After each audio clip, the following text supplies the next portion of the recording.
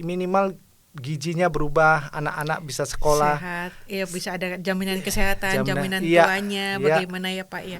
Ini ke pemulung, maaf, makan saja susah. Betul. Bagaimana mikir sehat, bagaimana Ya, mikir untuk lingkungan, pendidikan, bagaimana ya. dia harus berpartisipasi menjaga lingkungan. Makan aja susah. Betul. Orang yang lapar Ya. tidak bisa mikir terlalu panjang. Betul. Coba kasih tahu saya, orang mana yang lapar bisa mikir kesehatan? Untuk kesehatan, iya. Mikirin diri sendiri aja juga sudah susah gitu ya Pak, istilahnya ya Pak ya. Jadi butuh 30 tahun untuk masyarakat Jepang yang sangat disiplin. Betul. Untuk bisa mengatur memilah sampah. Waste management itu baru bisa berjalan 30 tahun. Bayangkan kalau tidak ada pelaku industri daur ulang. Iya. Sehari saja kita tidak kumpulin sampah, itu tidak diolah, sampah plastik, akan jadi apa? Sama Adupi Indonesia bersih. Halo Sobat Adupi, kembali lagi di Recycle Talk, podcast pertama dan terbesar di Indonesia yang membahas tentang daur ulang plastik. Nah, sudah lama nih kita tidak bertemu di podcast Adupi kali ini. Kali ini saya juga ditemani oleh moderator lainnya, yaitu Ibu Felicita Yanti. Halo Bu. Halo. Gimana kabarnya Bu? Baik. Boleh dong perkenalan sedikit ke Sobat Adupi. Perkenalkan, saya dengan Felicita Yanti. Saya sebagai Public Relation Manager di Adupi. Selamat datang di podcast Adupi untuk sobat-sobat Adupi. Ya, terima kasih Ibu Yanti. Nah, kali ini saya Arik selaku moderator dan juga Ibu Felicita di sini akan mengajak dan memandu nih teman-teman sobat Adupi sekalian untuk mengetahui lebih lanjut, terutama terkait apa? Terkait industri daur ulang plastik. Nah, kali ini kita juga kedatangan tokoh ya, salah satu pelaku dan pemain dari industri daur ulang plastik ini sendiri, yaitu Pak Daniel Lawrence dari PT Polindo Utama.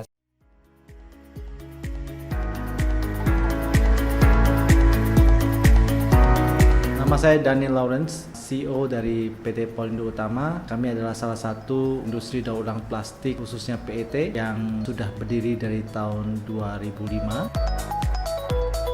Harapan kami sebagai industri daur ulang saat ini berharap sekali bahwa akan dukungan pemerintah khususnya sebagai regulator untuk memberikan kebijakan-kebijakan yang berpihak kepada industri daur ulang dan kepada masyarakat. Besar harapan kami ikut juga dalam membantu sektor daur ulang ini dengan memilah sampah dari rumah. Sedangkan pada produsen kemasan harapannya adalah tentunya ikut memberikan support kepada industri ini dan memberikan produk kemasan yang memang gampang didaur ulang.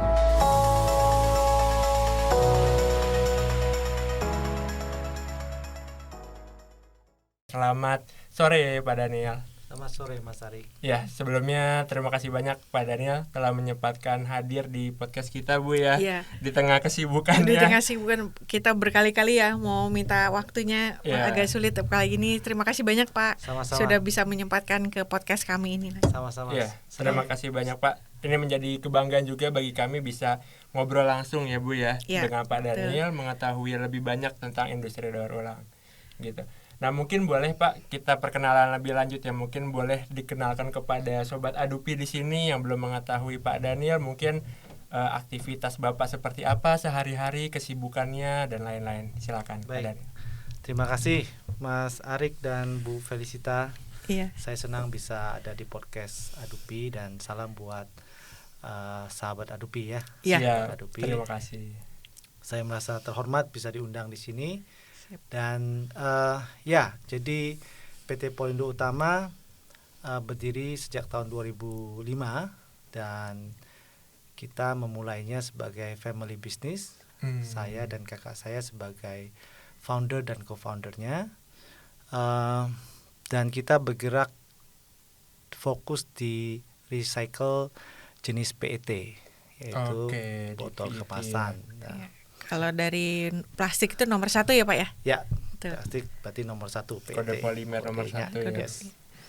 Dan sekarang Polindo kita facility utamanya ada di Tangerang. Namun Polindo punya sekarang ada 17 collection center dan aggregation center. Lalu kita memang fokus ke supply chain-nya juga. Kegiatan saya saat ini memang ya dengan banyaknya investment plan yang kita ingin lakukan, business plan kita ya cukup sibuk.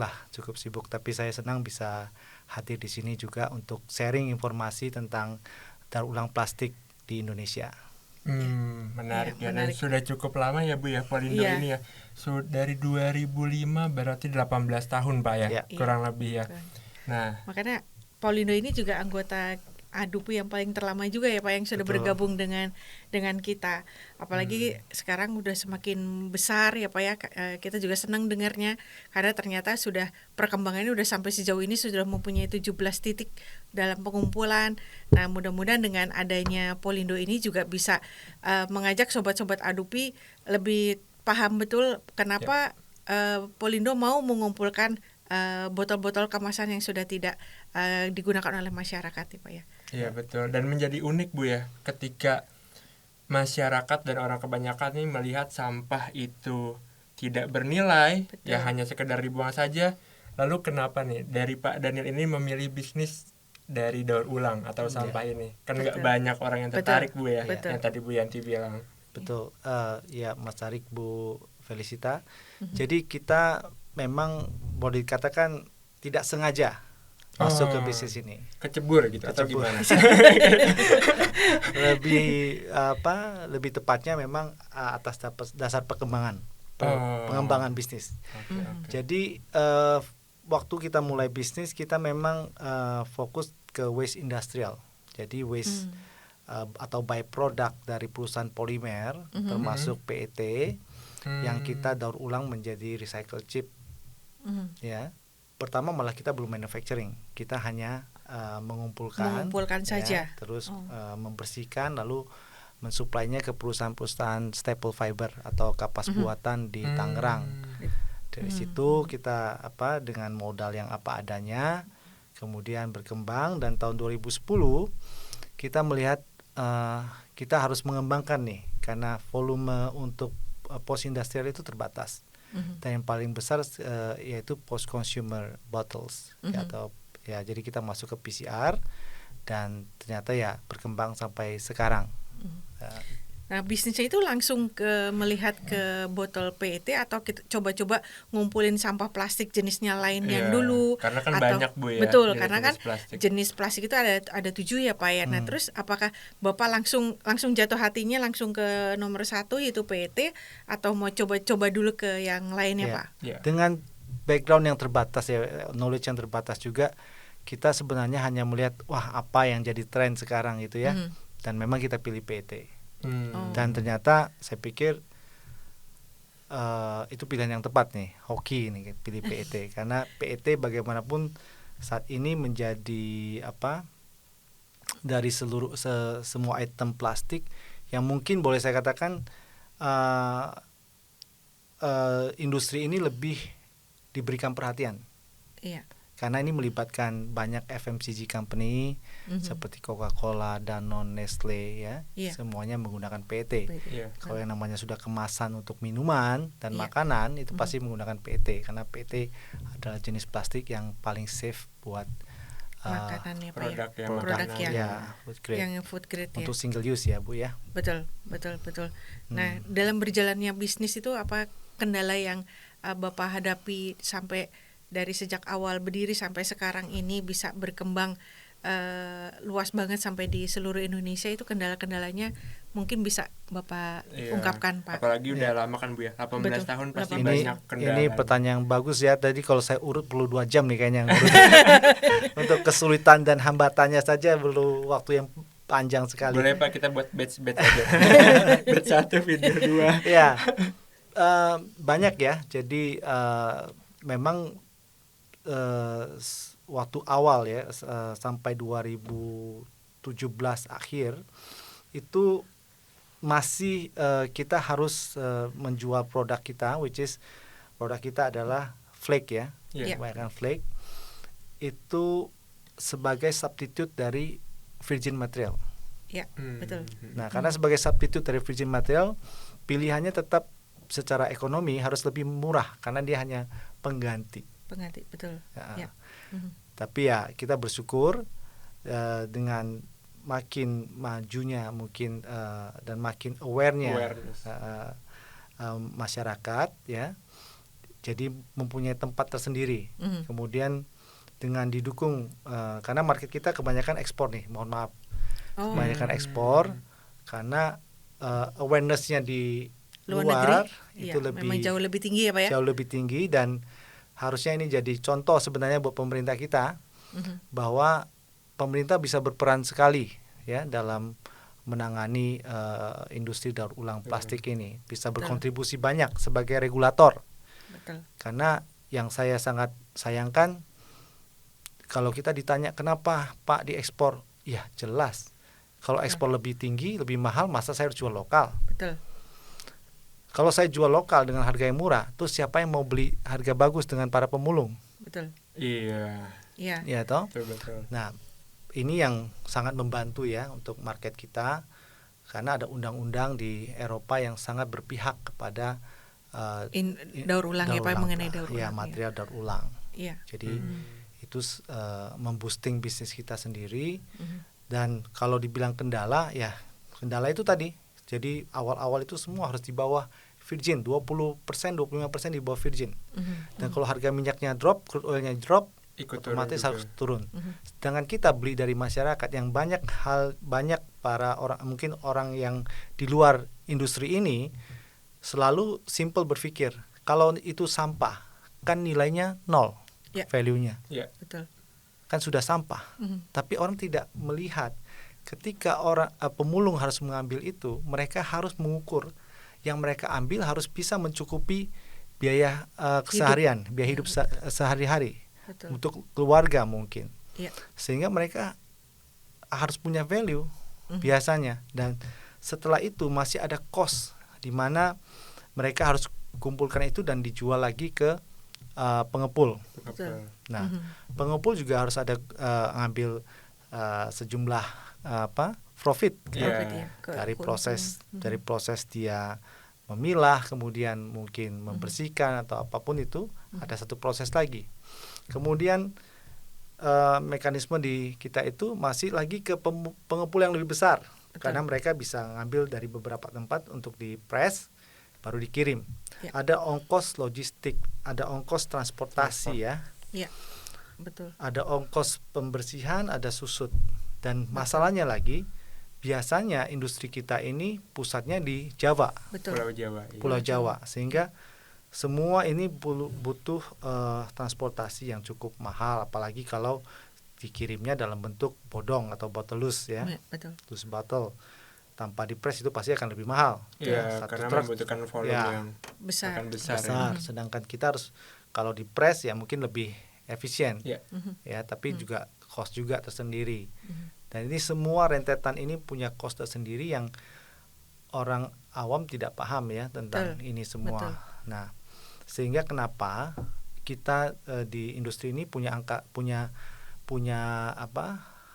psikologis nih ya istilah kita. Kalau di bawah itu pemulung nggak mau ngambil, malah lebih memilih bertani saja atau ambil pekerjaan lain, sehingga ya tidak dikumpulkan itu botol. Jadi pertanyaannya, kalau saya ditanya dari kondisi kita ini di Indonesia, perlu sekali menerapkan industri daur ulang ini dengan pendekatan bisnis, karena tanpa pendekatan bisnis tidak bisa dilakukan. Sudah banyak hal-hal yang sudah dilakukan tanpa mengurangi rasa hormat saya terhadap program-program yang ada sekarang ya. Baik dari pemerintah daerah maupun pemerintah pusat. Tapi tidak ada yang menyentuh pada core masalahnya gitu loh. Bahwa ini semua harus didrive sama harga, didrive secara ekonomis.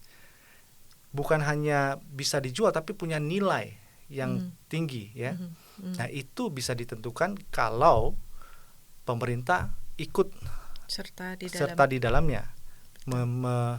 Kita punya undang-undang, saya yakin semua kita hafal undang-undangnya nomor berapa dan apa isinya. Dan banyak undang-undangnya. Dan banyak. Betul. Sayangnya ya, law enforcement-nya kurang sangat kurang. betul. I have to say sorry, tapi kita masih banyak melakukan hal yang seremonial, Betul. program-program yang bagus ditampilkan, dipublikasikan, Betul. tapi tidak bisa dilaksanakan, Tidak lebih sustain, Iya, tidak bisa tidak ya. bisa sustain. berkelanjutan. Betul. tidak bisa iya. berkelanjutan, Mhm. sehingga kita otomatis ya agak Ya, abstain kecewa lah, ya. Betul.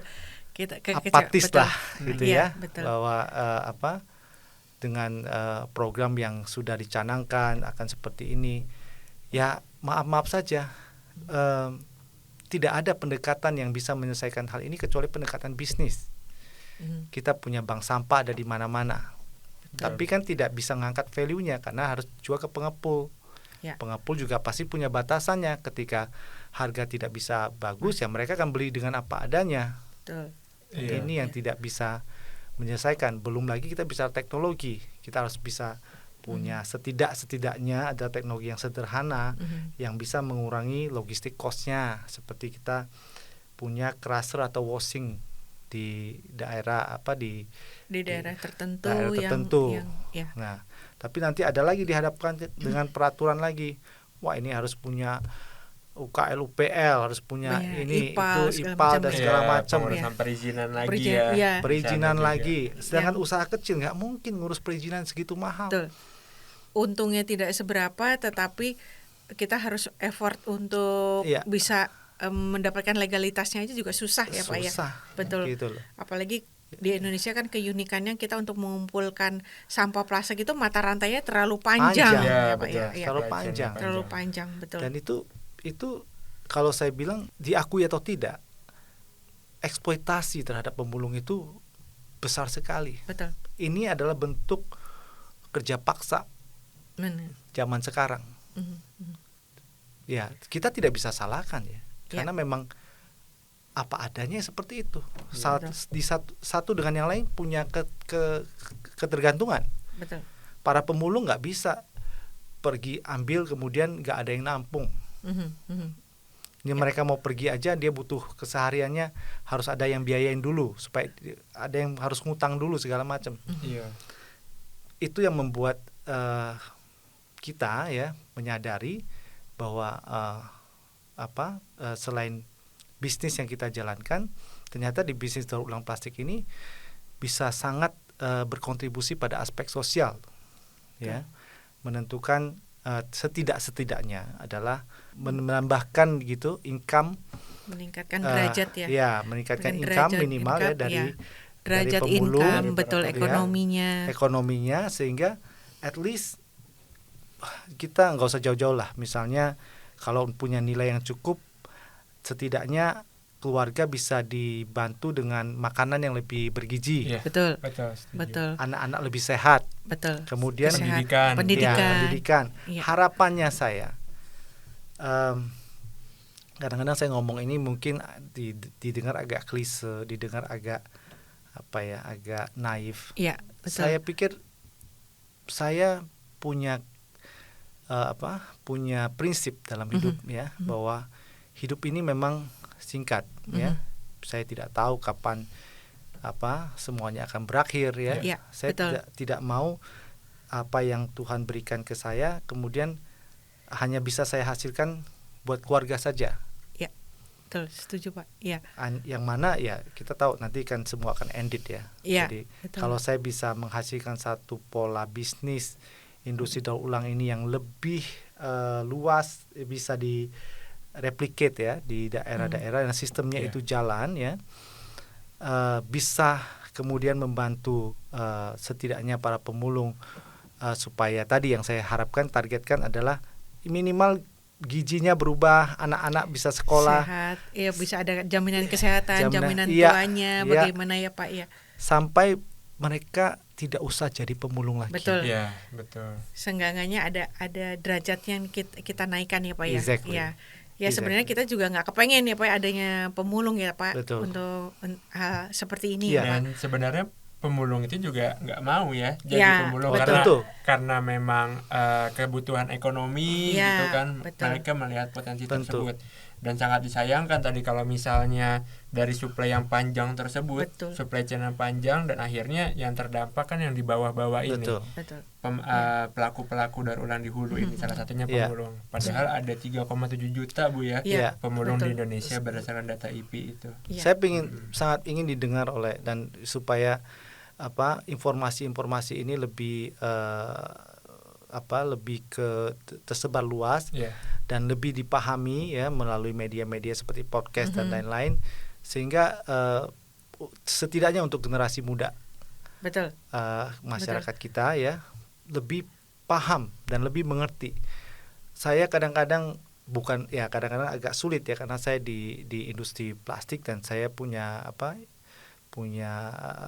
bisnis ya, pasti akan dipandang bahwa ini berbicara semata-mata motivasinya bisnis. Tapi saya ingin katakan sesuatu sebenarnya ya, bahwa marilah kita coba membuka mata gitu loh. Iya. Melihat kenyataan. Apakah mengurangi apakah misalnya teknologi biodegradable itu contoh sebagai sesuatu yang mau dikembangkan, apakah itu menjadi Merupakan satu solusi? Iya. Betul. Ya, Betul. apakah Setuju. kita punya solusi kemudian menyediakan lapangan kerja buat hampir 4 juta pemulung di Indonesia? Iya. Apakah kita saatnya bicara soal kesehatan ataupun bukannya ini ya, saya mungkin kesadaran akan lingkungan yang yang sehat bersih, sehat. itu hanya dimiliki oleh kita yang punya uang, Betul. yang Ya. kita yang ekonominya mampu. Lah bicara soal ini ke pemulung, makan saja susah. Betul. Bagaimana mikir sehat, bagaimana Ya, mikir untuk lingkungan, pendidikan, iya. bagaimana dia harus berpartisipasi menjaga lingkungan. Betul. Makan aja susah. Betul. Orang yang lapar Ya. tidak bisa mikir terlalu panjang. Iya. Iya, betul. Saya karena kita punya banyak collection center di daerah, ini sebagai satu gambaran ya, Bu Felicita dan Iya. Mas Arik. Tapi ini satu gambaran tentang kehidupan para pemulung yang nyata di lapangan. yang nyata ya, di betul. lapangan. Di waktu saya ke Padang ya, salah satu landfill itu, tidak jauh dari landfill itu ada kemudian para keluarga pemulung bersama anak-anaknya yang masih balita. Di situ mereka mengais rezeki ya dengan mengumpulkan plastik. Yang mereka lakukan adalah label-label itu mereka bakar. Oh, Di- itu malah berbahaya ya Pak ya. Di sekitar Betul. di situ anak-anak bermain. Hmm. Banyak keluarga di situ dan anak-anak bermain di situ. Si bapaknya ngerokok sambil gendong anaknya dan kelihatan dia sangat sayang sama anaknya. Sangat menyayangi anaknya dan keluarganya. Tapi tidak menyadari bahwa pembakaran itu bisa mempengaruhi kesehatannya keluarganya ya Pak ya. Betul. Exactly. Jadi itu gambaran dari kondisi di lapangan. Jadi mohon maaf, saya kadang-kadang tidak bermaksud untuk sangat frontal, tapi saya sangat passionate untuk bicara soal ini. Jadi jangan ajarkan mereka atau bilang bahwa kamu harus jaga lingkungan, Ya. jaga kebersihan. Buat makan aja masalah. Betul. Coba kasih tahu saya, orang mana yang lapar bisa mikir kesehatan. Untuk kesehatan, iya. Mikirin diri sendiri aja juga sudah susah gitu ya Pak istilahnya ya Pak Iya. ya. Jadi apapun yang ada di matanya dia ya akan mereka lakukan gitu ya Betul. Pak ya. Betul. Saya anggap industri daur ulang plastik ini adalah industri yang seharusnya mendapatkan perhatian dari pemerintah dan masyarakat juga. Saatnya kita punya kesadaran menggunakan plastik dari kemasan daur ulang. Betul. Karena ini akan berdampak positif buat masyarakat. Tentu bukan berarti ya mungkin saya berbicara atas dasar seorang pengusaha. Tapi oke lah, despite tentang Polindo, Ya. coba lihat sendiri apa yang terjadi. Ya. Jangan kemudian punya program macam-macam ya, tapi yang tidak solutif. Ya. Karena tidak ada, kalau buat saya tidak ada satupun program atau yang bisa menyelesaikan masalah plastik kecuali pendekatan secara bisnis. Program yang berkonsep pada bisnis. Bagaimana program dengan konsep bisnis? Simple. Asal ada kejelasan tindakan ya, enforcement dari pemerintah sebagai regulator, fokuskan undang-undang itu diterapkan sehingga setiap produsen packaging harus menggunakan recycle material atau mereka akan kena pajak yang lebih tinggi atau apapun itulah ya yang bersifat beban, sehingga mereka ada keharusan untuk menggunakan material daur ulang plastik. Karena hanya itu kita bisa meningkatkan value dari plastik dan kemudian ini berimbas pada semuanya. Betul. Ini kembali ke kesiapan, kemantapan dari pemerintah kita. Saya mohon maaf bukan karena ini sesuatu yang mungkin kalau saya salah saya minta maaf, tapi ini dari sekian tahun pengalaman saya sebagai praktisi. Tanpa ada motivasi-motivasi lain. Ya. Mungkin punishment and reward yang harus mulai harus dilaksanakan ya Pak ya. Betul. Kita hanya perlu mencontoh. Betul. Iya. Ya. Mencontoh yang sudah ada di negara Eropa. Ya. Mungkin pada pelaksananya tidak sesimpel itu, tapi at least kita mulai. Udah mulai bergerak ya Pak ya. Kita mulai sedikit kesana. Apapun ya Ya, Pak ya. sedikit Betul. apapun kita mulai ke sana. Iya. Jadi karena kalau tidak ada apapun itu aturan, kalau tidak ada law enforcement-nya, hanya akan bagus tertulis. Ya. Hanya sekedar aturan saja. Hanya sekedar tertulis. aturan. Iya, betul. Betul. Padahal kita sudah punya undang-undang yang sangat Betul. tinggi ya Pak ya. Kalau ya. kita tidak punya tidak mau kalau begitu nggak usah ada program gitu loh. Betul. Program bahwa kita akan begini nggak usah. Kalau Ya. memang nggak punya nggak kesana-sana juga. Butuh 30 tahun untuk masyarakat sekelas masyarakat Jepang yang sangat disiplin. Betul. Untuk bisa mengatur memilah sampah. Waste management itu baru bisa berjalan 30 tahun. Betul. Di kita di Indonesia, saya sering di jalan ngelihat orang lempar sampah keluar dari mobil mewah. Dari mobil. Betul. Mobil Ya. mewah, mereka buang sampah tanpa ada rasa beban. Betul. Iya. Mereka berpikir malah itu tempat sampah yang paling besar, Pak. Ya. Betul, iya. Ya. Nah, itu yang memang miris ya, Pak, kalau bicara kita negaranya kita. Padahal kalau kita cuman pergi hanya jarak dekat yang katakan ke Singapura ya, Pak. Ya. Kita langsung jadi disiplin ya, Pak. Ya. Karena di sana reward and punishment-nya sudah jelas gitu ya, Pak. Ya. Betul. Enforcement-nya kuat Bu ya, Ya, untuk betul. menegakkan Penegakan. peraturan ya. Iya.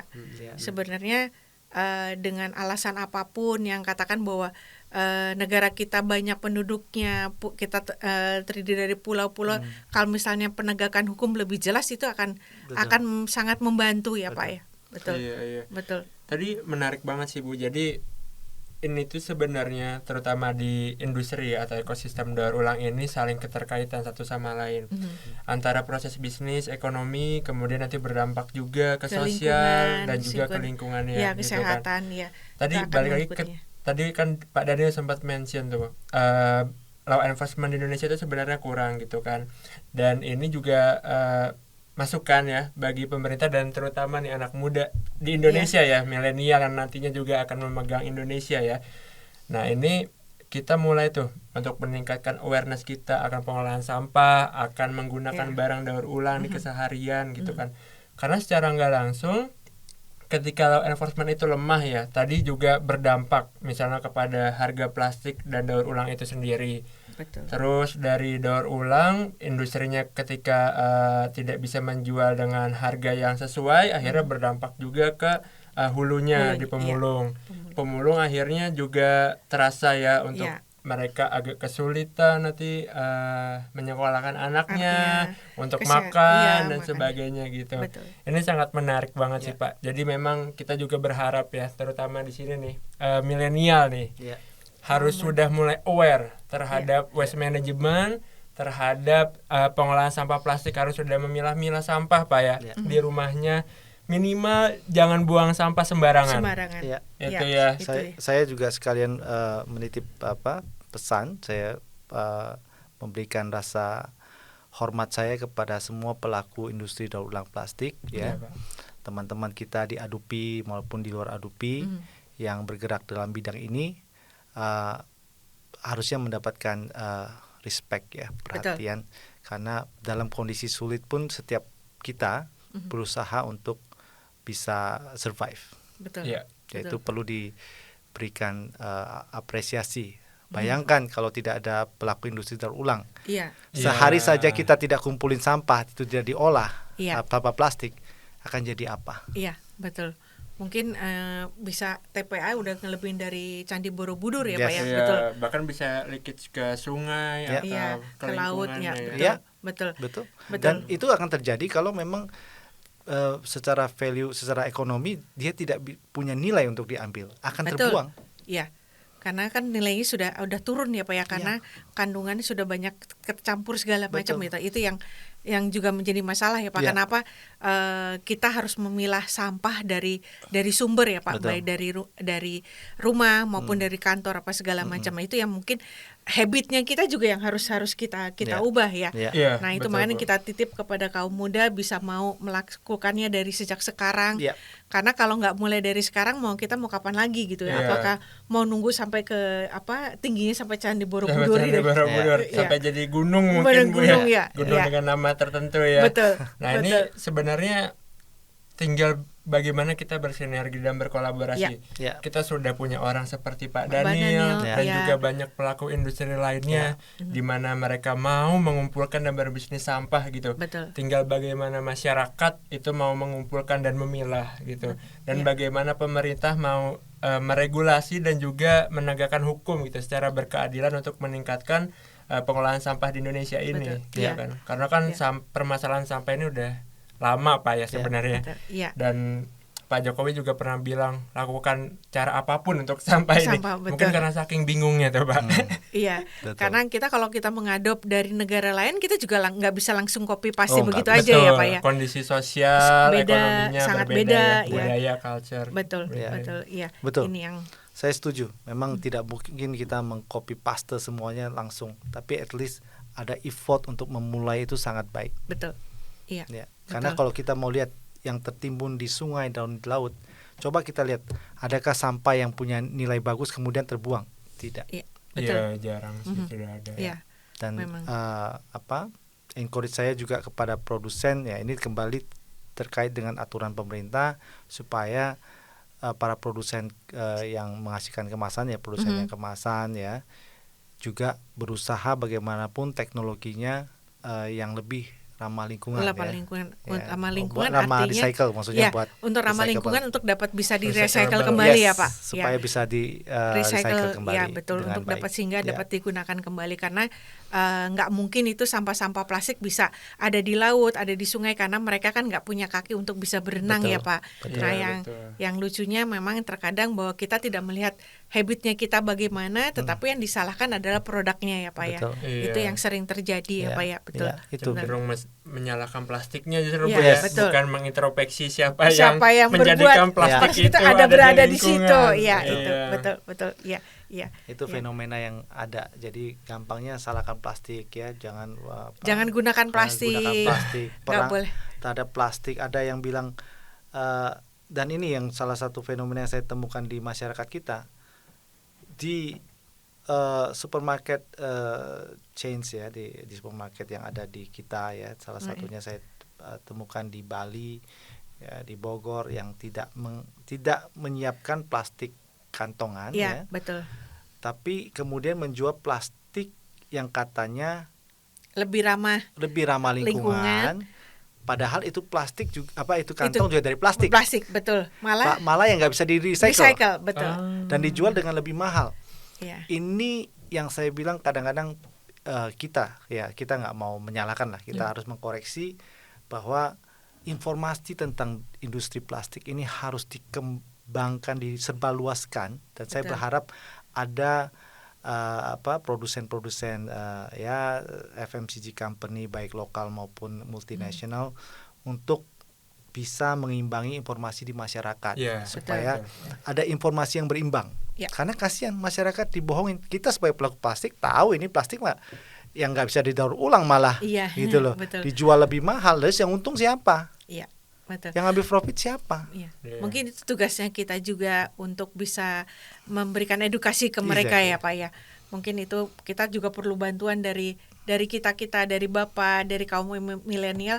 Kita harus memberikan informasi yang sebenar-benarnya. Jangan Betul, sampai masyarakat akhirnya terjerumus, saya udah nggak menggunakan plastik, tapi kenyataannya kita masih pakai baju ya Pak. Bajunya Ya. juga dari Plastik, plastik ya Pak ya. polyester. Pakai kacamata juga plastik ya Pak ya. Jadi hal-hal seperti itu yang kita bantu juga untuk mengkoreksinya ya Pak.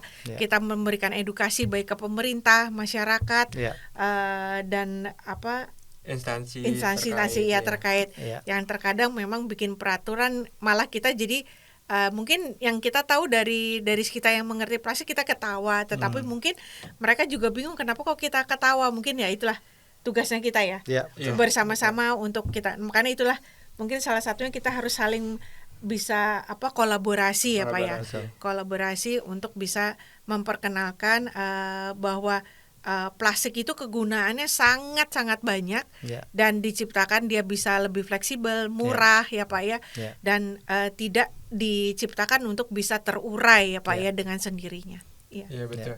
Di sini kita juga bukan semata-mata mengagungkan plastik yang paling ini ya. Itu kan tergantung dari kebutuhan dari masing-masing ya.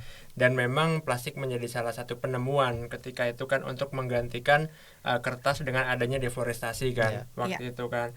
Nah, tinggal bagaimana kita sekarang mengevaluasi nih, bukan mengevaluasi plastiknya. Iya, betul. Habit. habit kita, habit masyarakat untuk bisa mengolah plastik. Karena tadi seperti Bu Yanti bilang, plastik banyak sekali ya kegunaannya dan benar-benar membantu kita dalam kehidupan sehari-hari. Betul. Dari baju, elektronik dan sebagainya kan. Yang sehari-hari dari sejak kita bangun sampai mungkin kita juga sampai tadi Pak bilang kita juga sampai berakhir itu kita masih membutuhkan plastik. Iya. Itu yang mungkin dan belum ada teknologi atau penemuan yang pengganti plastik kemudian seekonomis plastik. Betul. Itu belum ada sehingga jangan kemudian kita maksudnya mengambil satu keuntungan dengan mengatakan bahwa kita harus menggunakan yang lain, plastik tidak bagus, tapi solusinya apa gitu loh. Oke, kita nggak mau pakai plastik, apa yang dipakai? Dari singkong, apa dari mana? Terus bagaimana solusi secara produk masalnya? Terus bagaimana nanti harga yang diterapkan berapa? Karena cost-nya sangat besar untuk hal itu. Jadi tidak ada yang lebih ekonomis dari plastik, dan kita masih negara berkembang yang baru mau masuk ke tahapan negara maju. Tentu masyarakat kita masih butuh sekali plastik. Ya. Sampai ada penemuan berikutnya ya yang mungkin bisa menggantikan. Iya, setuju Pak. Iya. Baik lagi sih kita harus bertanggung jawab ya. Tadi Pak Dani sempat mention sebenarnya dari elemen masyarakat, pemerintah dan juga produsen ya.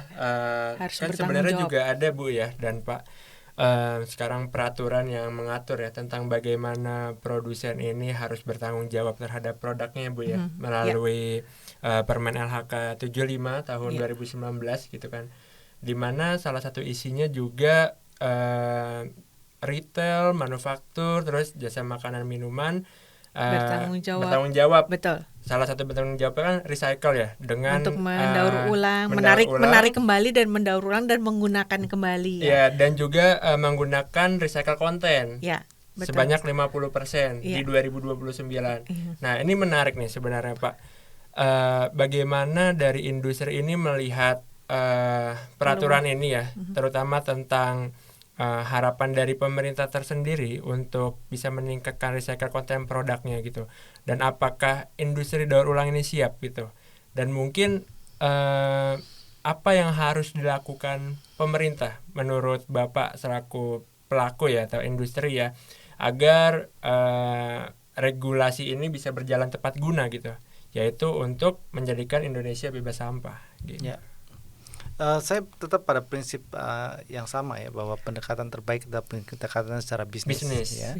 Okay. Nah, kita memang nggak mungkin menjawab semua tantangan itu dalam satu kali proses ya. Betul. Itu butuh proses ya.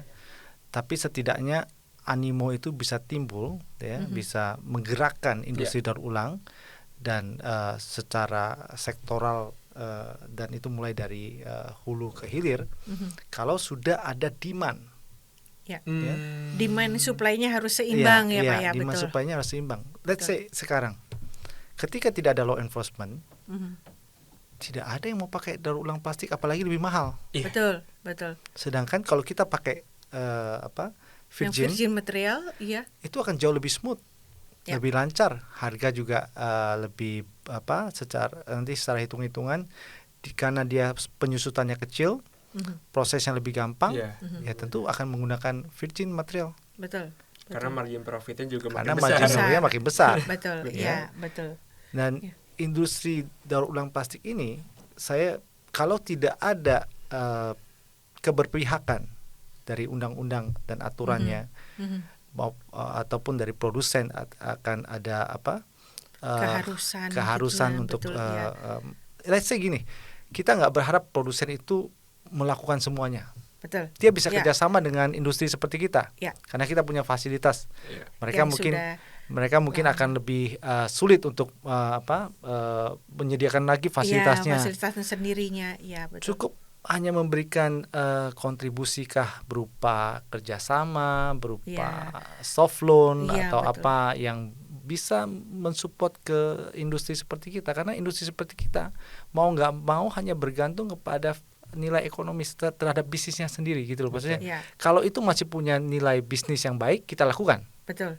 Di luar itu kita nggak bisa lakukan. Iya. Seperti contoh beberapa jenis plastik yang memang punya value yang bagus. Nah sekarang pun misalnya yang ekspornya kurang, yang hanya bermain di lokal, dan harga PE dan PP itu lagi drop, Mhm. sulit untuk mereka bergerak. Bisa untuk bersaing betul Sulit. ya, sulit Iya, ya. sih, Iya. betul. Iya. Jadi para pemulung, saya bilang kemarin yang saya habis keliling dari lapak atau collection center kita, ada penurunan pengambilan material ini karena apa Pak? Karena item-item yang lain lagi murah.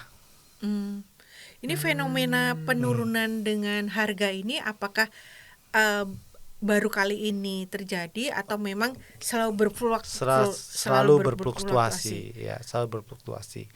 Karena memang kita nggak bisa hindari ketika yang terjadi, mungkin seperti kita juga hadapi ya tantangannya. Kalau crude oilnya murah, Mhm.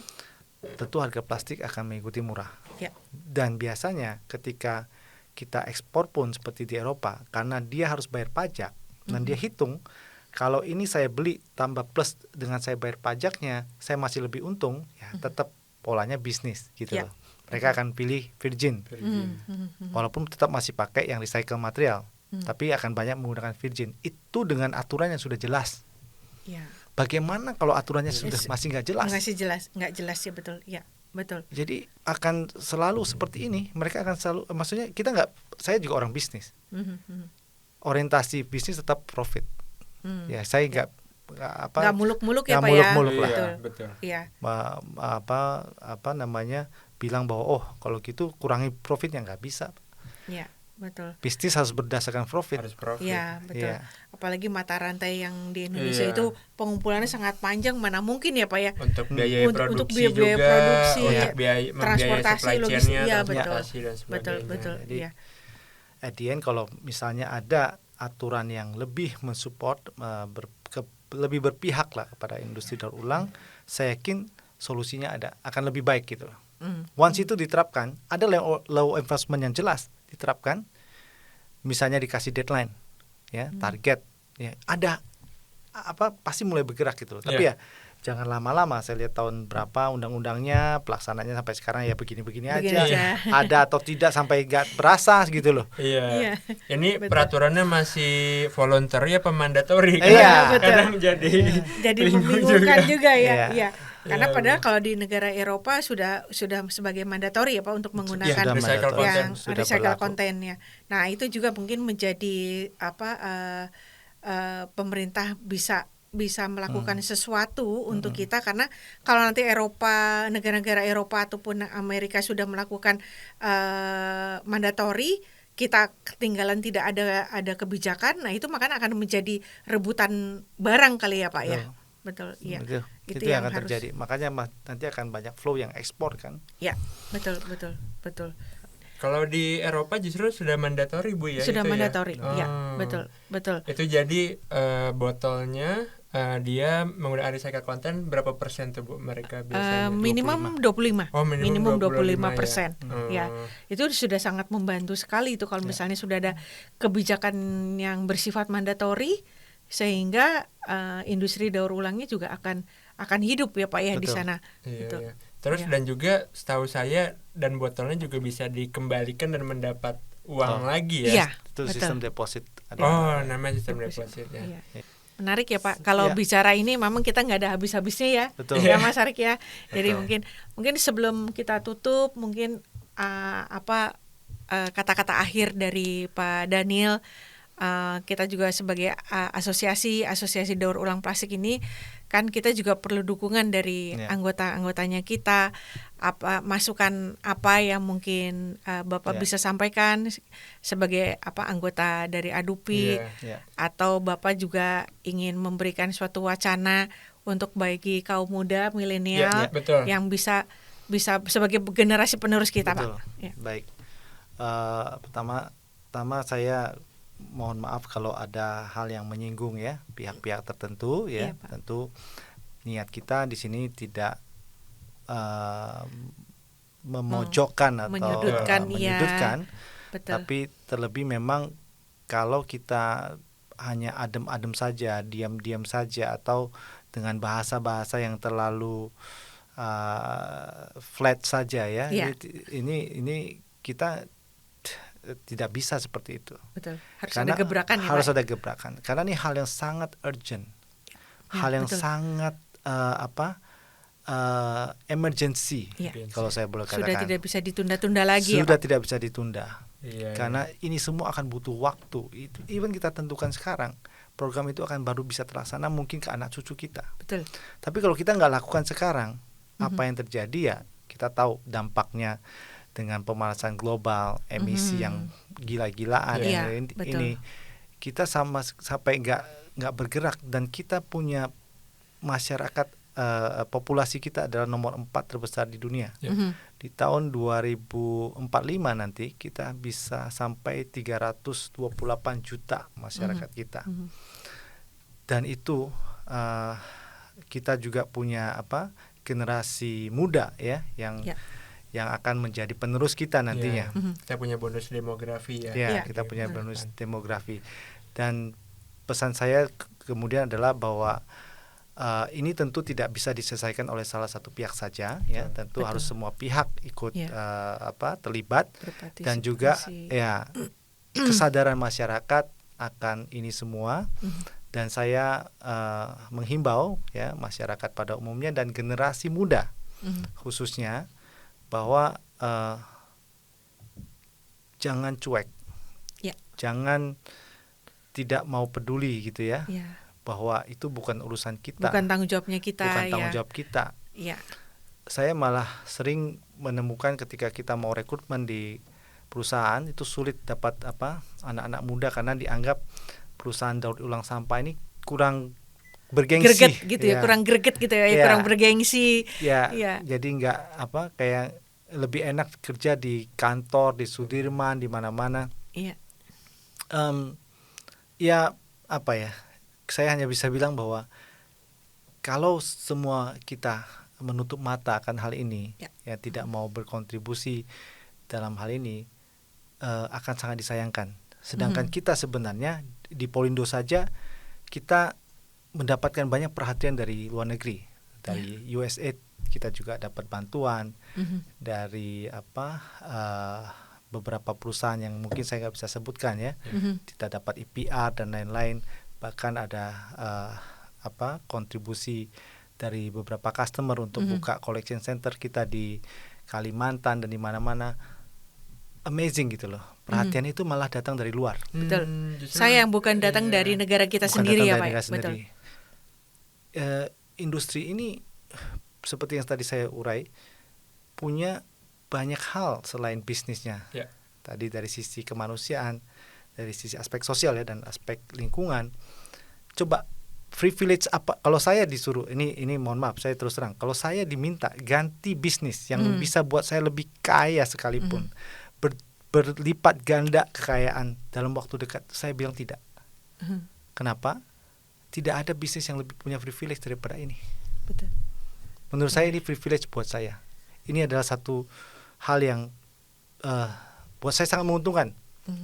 Jadi saya mohon maaf tidak naif, tidak mencoba tidak sombong, tapi ini lebih ke passionate kalau saya ngomong ya. Jadi lebih ke hal saya ke ya. hati ya Pak ya, betul. Lebih ke hati. Jadi baik generasi muda, ayolah kita coba semuanya punya kesadaran mulai sekarang beli material yang plastik kemasan yang memakai daur ulang material. Ya, betul. Karena dengan begitu Anda akan berkontribusi banyak hal terhadap lingkungan, terhadap pemulung. Itu sesuatu yang Anda dapat bonus dari Anda membeli kemasan yang dengan menggunakan daur ulang. Betul. Padahal harganya nggak jauh beda, Bu. Iya. Kalau dibagi-bagi satu package tray, food tray ya, paling berapa sen, berapa rupiah. Betul. It's nothing. Iya.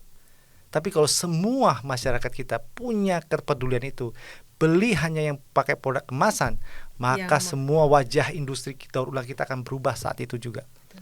Jadi ini mimpi saya, dan mudah-mudahan semasa hidup saya masih bisa melihat kenyataan bahwa Indonesia berubah menjadi negara yang bersih, yang waste manajemennya jalan, dan kepedulian masyarakatnya tinggi. Ya, itu saja pesan saya, Mas Arik dan Bu Felicita. Terima kasih sekali lagi buat mengundang saya.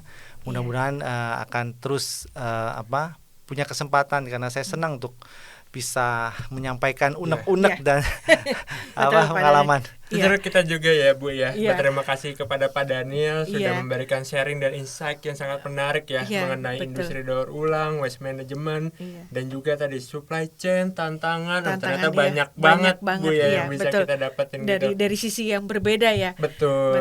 Dari sisi yang karena berbeda. Selama ini kita taunya bahwa kita hanya beli, make, terus buang gitu ya Pak. Abis itu kita tidak tahu bahwa ini nanti barang ini larinya kemana gitu. Kita tidak pernah memperhatikan ya Pak. Dengan mudah-mudahan dengan adanya cerita seperti ini, para kaum milenial lebih bisa melek mata istilahnya. Ya, betul. Untuk bisa mau peduli ya. Ya, gitu. dan juga bisa bersama-sama tadi mewujudkan Indonesia yang bersih, Indonesia yang bebas sampah, yang waste manajemennya teratur dan baik. Betul, ya. Gitu. Karena itu kan untuk lingkungan ya Bu ya. Punishment and rewardnya bisa lebih jalan ya, seimbang, sehingga supply and demand-nya juga bisa berimbang ya. Iya, betul.